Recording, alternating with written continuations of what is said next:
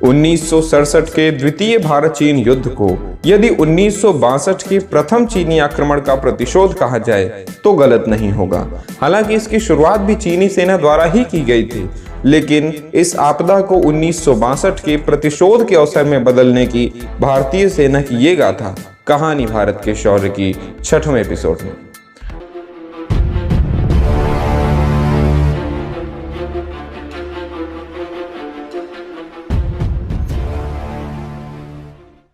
नमस्कार, जय हिंद। मैं हूं अक्षय प्रताप सिंह चौहान। स्वागत है हिंदी और हिंदुस्तान। ये है कहानी भारत के शौर्य की और विषय वस्तु संकलन है वैभव त्रिपाठी का।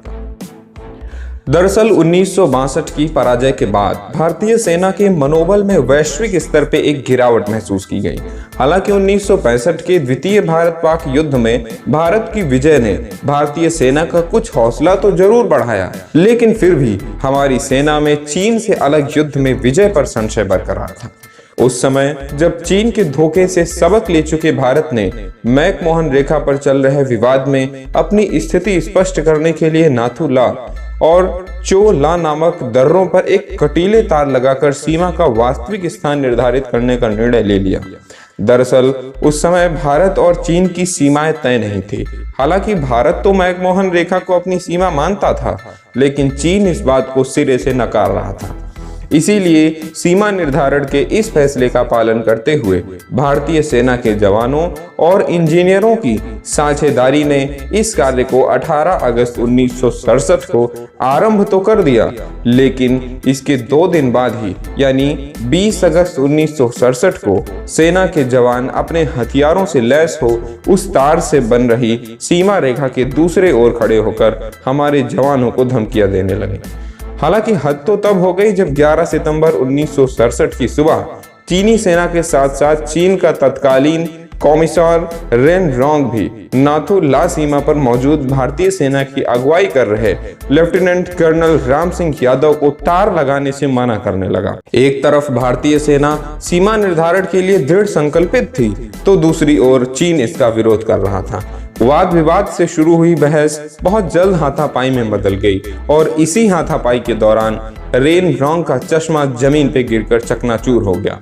रोंग ने इसे अपना अपमान मानते हुए भारतीय सेना पर आक्रमण का आदेश दे दिया और चूंकि हमारे जवान इस अचानक से हुए हमले को लेकर सचेत नहीं थे, इसलिए शुरुआती हमले में हमारे करीबन 60 जवान घायल हो गए।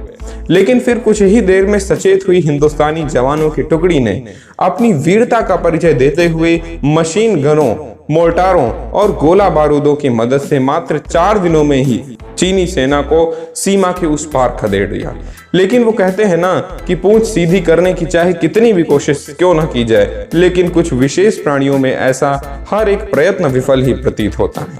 कुछ ऐसा ही हाल नाथू ला में भारत से मिली तगड़ी शिकस्त झेलने वाले चीनी फौजियों का भी था और इसी के चलते उन्होंने चो ला नामक एक अन्य स्थान पर हमला कर दिया। 11 अक्टूबर 1967 को नाथू ला की तरह ही तार लगाकर सीमा निर्धारण कर रही चो ला नामक एक अन्य सीमा चौकी पर हमला कर दिया।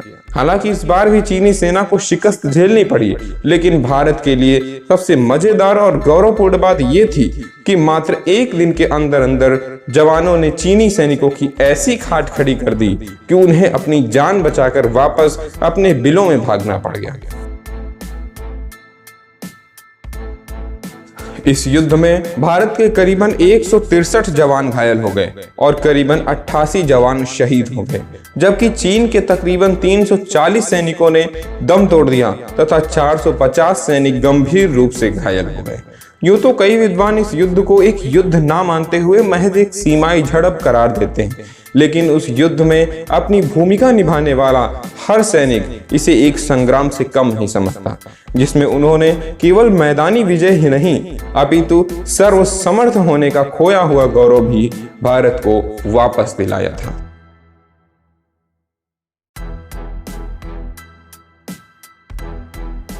इस वीडियो में इतना ही। आपसे फिर मुलाकात होगी अगले शनिवार को कहानी भारत के शौर्य की सीरीज के अगले एपिसोड के साथ। तब तक हमारे चैनल को सब्सक्राइब करें।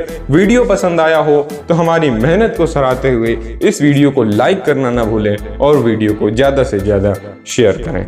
धन्यवाद। जय हिंद।